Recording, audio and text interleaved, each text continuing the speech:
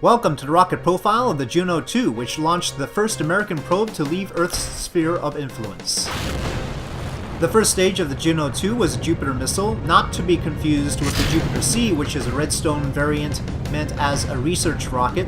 The Juno II did not use an engine derived from the A4, but rather a Rocketdyne S3D, which was a kerosene and oxygen burning engine which would serve as the predecessor for the H1 engine used in the Thor and Delta rockets. The S3D provided 667 kilonewtons of vacuum thrust for 3 minutes and 2 seconds, with a surface-specific impulse of 248 seconds. After the first stage, though, the Juno II looks like the Juno I, which was based on a Jupiter C, as far as stages. It's just the same series of 11 Sergeant solid rockets, then 3 Sergeants, then a single Sergeant. Each Sergeant has 6.7 kilonewtons of thrust and burn for 6 seconds. Their vacuum-specific impulse was between 220 and 235 seconds. An instrumentation unit that stays with those boosters after the first stage decouples spin stabilizes them ahead of apoapsis. The Juno II was launched 10 times with only 4 successes. The first launch was Pioneer 3, which aimed for a lunar flyby and ultimate heliocentric orbit. It suffered a premature first stage shutdown because of a circuit issue.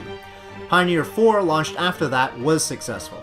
It entered lunar SOI and then proceeded on to interplanetary space.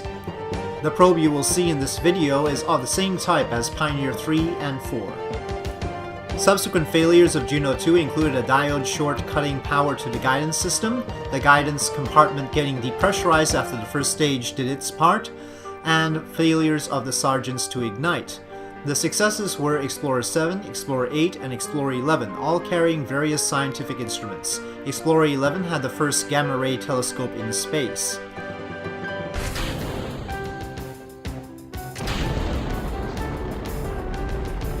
The payload to orbit for Juno II was a mere 41 kilograms out of a launch mass of 55 tons.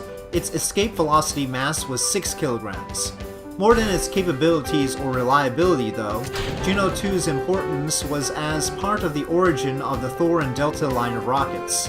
The S3D would become the LR-79, which would be used until the introduction of the H1, and then the RS-27 still used today in the Delta II.